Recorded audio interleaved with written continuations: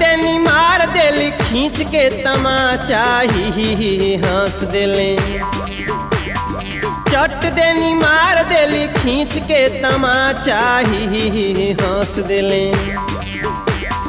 ही हंस देले, ही हंस देले रिंकिया के पापा ही हंस देले। रिंकिया के पापा ही हंस देले। रिंकिया के पापा ही हंस देले। रिंकिया के पापा ही हंस देले।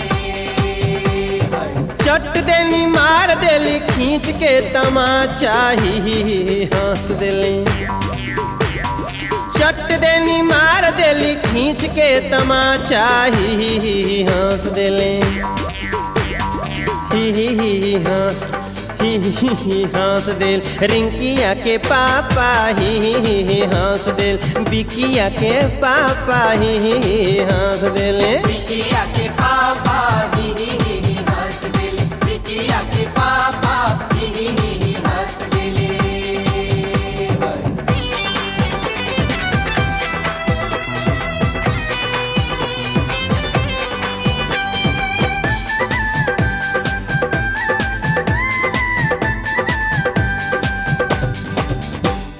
सुनीला की मर्द के ना नाम लिहल जाला। सुनीला की मर्द के ना नाम लिहल जाला। इनके बिना नाम लिहले कुछो ना कहाला। इनके बिना नाम लिहले कुछो ना कहाला। सुनीला की मर्द के ना नाम लिहल जाला। इनसे बिना नाम लिहले कुछो ना कहाला। नाम लेके कहेली कि चाय दो जरा सा।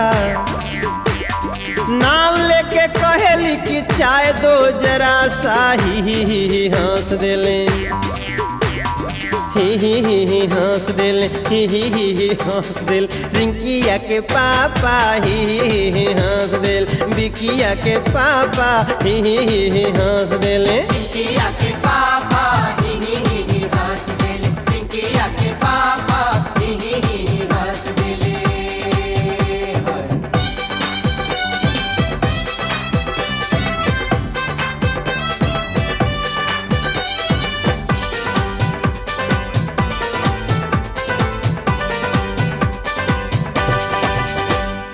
चोख चोख न किए पर रहे उनका गुस्सा। चोख न किए पे रहे उनका गुस्सा। प्यार में वो पीट के छोड़ाए देली भूसा। पीट के छुड़ाए देली भूसा। एक दिन चोन्हाए के वो पूछ दिहली प्यार में। जुटल रहे घर सारा ओह दिन वो सार में। डार्लिंग अपनी शादी में तुमने क्यों नहीं नाचा। डार्लिंग अपनी शादी में तुमने क्यों नहीं नाचा ही हंस दिल। ही हंस दिल। ही हंस दिल चंदन हवा के पापा ही हंस दिल। चंदन हवा के पापा ही चंदनवा के पापा ही हंस देले। चंदनवा के पापा ही हंस देले।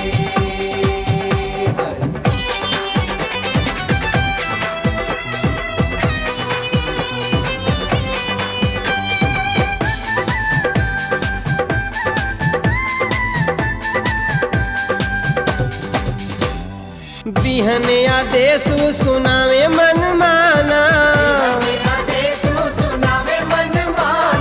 ऑफिस से जब आना हरी सब्जी लेते आना। जब आना हरी सब्जी लेते आना। कहे घर में पहनूंगी मैं लूज पैजामा। सूट सलवार चोली का नहीं जमाना। जवन इनकर मान करे कह देली साफा। जवन इनकर मान करे कह देली साफा ही हंस देली।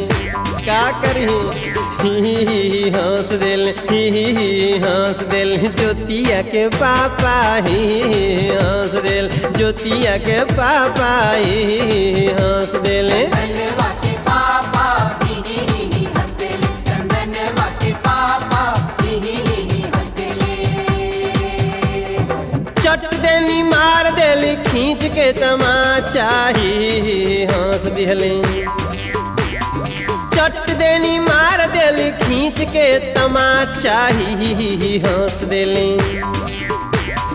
ही हंस दिल ही हंस दिल रिंकिया के पापा ही हंस दिल बिकिया के पापा ही हंस दिल बिकिया